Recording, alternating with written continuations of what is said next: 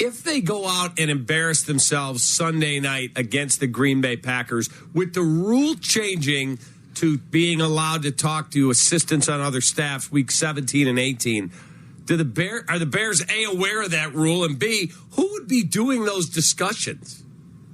Well, the B is the most important question. Are they aware of the rule? Of course they're aware of the rule. They know how the NFL is structured and what they can do here to put themselves in an advantageous situation going forward to try to get on the right track to make the changes that need to be made here in the weeks ahead. The second question is far more important because you cannot go out and start a hiring search for a head coach if you are also thinking about starting a hiring search for a general manager. And if you're trying to start a search for a general manager and you're not sure who your team president is going to be, that is also an issue that factors into this. I would just say this, that a lot of people want to get worked up. It's a 2-week span, right? So there's not necessarily this grand advantage that comes with starting that search 2 weeks before other people.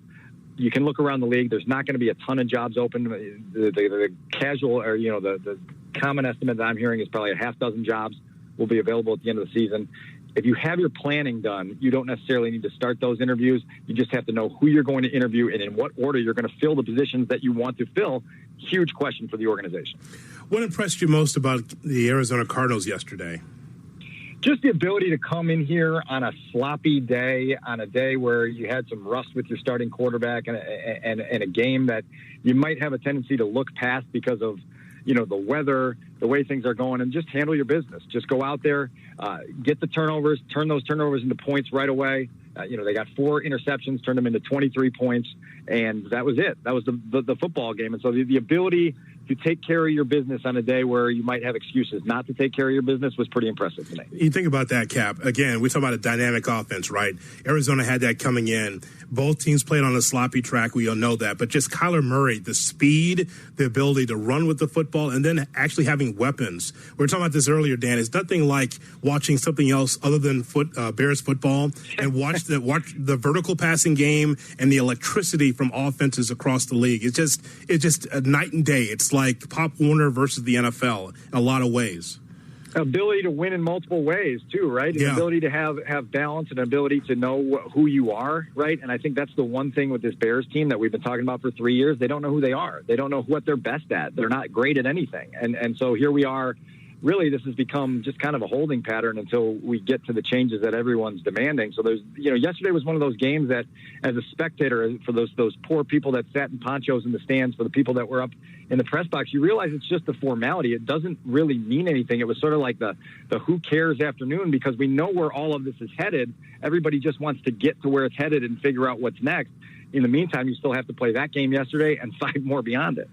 So, Dan, as we look at this team and we look at these decisions, and you talked rather eloquently a minute ago about, are you hiring a team president? Are you getting a new GM? And if you're doing that, then you're not going to be interviewing coaches right now. And you can't very well interview coaches no matter what the rule says. If Matt's down the hall going, how come George's lights on tonight? Oh, Byron Leftwich is up there while we're game planning to play whoever it is, the Giants, the Seahawks, the Vikings, at the end of the season. So that all said, from your seat, which is wildly experienced in the National Football League, do you think George is to the point where he is willing to split Ted, your president of business operations, and I'm bringing in whoever it is, Gary Fensick, Trace Armstrong, whoever, to be the football president, and then we're getting a GM, and then we'll get a coach? Do I think he's open to that? Do you think he's finally to the point where, okay, what we've tried over and over isn't working, I got to go get a football guy to head up everything?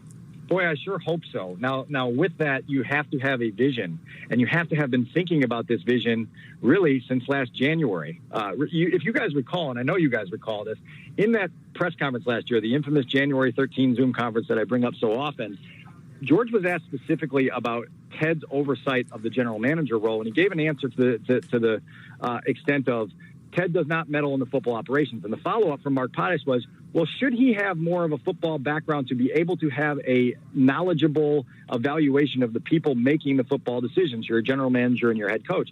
And George said, oh, I beg your pardon, didn't understand the question, and then gave an answer. It seemed at that time that was kind of the first time that George had thought deeply about the idea that his general manager might need someone to oversee him with a more credible football lens than Ted Phillips can bring. If you don't walk out of that on January 14th, starting to craft a vision of what you want your organization to look like in the future, you're losing. You're losing every single day between January 14th and what are we at now? December 6th, wherever we are now. Yes. You better be crafting a vision on an everyday basis. I'm not sure they do that up here. And so now you've got to walk into this very tumultuous time where you're going to most likely need to make multiple changes, and you have to figure out a way to make those in a way that not only stabilizes your organization, but gives people in the outside world confidence that you know what you're doing. But, Dan, to go back to that, Ted had to be able to look at the situation. All right, we're drafting a quarterback. We're at number 3, and you're not telling your head coach who you're looking at because you're afraid he's going to blab it around the league and it'll short-circuit the guy you want to get. That's the incompetence of 100%.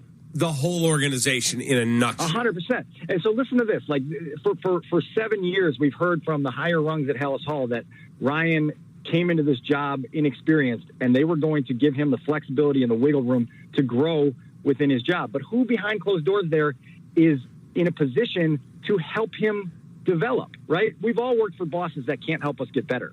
And so you're left to work to get better on your own. And that's where Ryan's been. There's been no one inside the organization that could kind of say, hey, listen, maybe you want to talk to your head coach before you trade all the draft picks away and take a quarterback that he's not necessarily sold on before we make this move that's going to define the franchise for the next 10 years.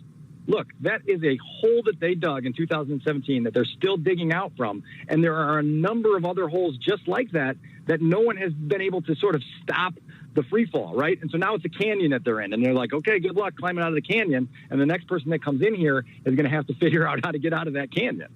My wife works with NBC, and I asked her, is there any way for NBC to flex out of this game against the Packers? She said no. Dan, will you flex out of this game on Sunday? I'm trying to flex out of the last 4 weeks, right? Like, I don't want to get on this flight to Seattle on Christmas night and leave my family to go watch an irrelevant game on the 26th in Seattle. I'm trying to flex out of all of it, Hoodie, so we can get to the end of it. I say that tongue-in-cheek. I'm just joking. I love my job. Don't let all the Twitter haters come at me and say, you bum, you don't know how good you have it. But, no, I mean, this is troublesome. For the next 2 weeks, you're going to be on national television. You're going to have, Al Michaels and Chris Collinsworth. You're going to have the Monday night crew coming in, and it's just going to be another illumination of how wayward everything is. And it's embarrassing for Bears fans. It's embarrassing for the city. And yet here we are right back where we thought we would be. And, it's Kap, this is some of what I talked to you about when we got into the battles in early May about whether the drafting of Justin Fields was the most exciting moment in Chicago sports history. And I said, look, the quarterback that you drafted is a really good player who's a very valuable piece that can help you get things turned around, but he's not a cure-all for all that is wrong inside this organization. And so here we are at 4-8. The quarterback hopefully will come back from injured ribs and get a taste of the Packers rivalry at Lambeau this weekend.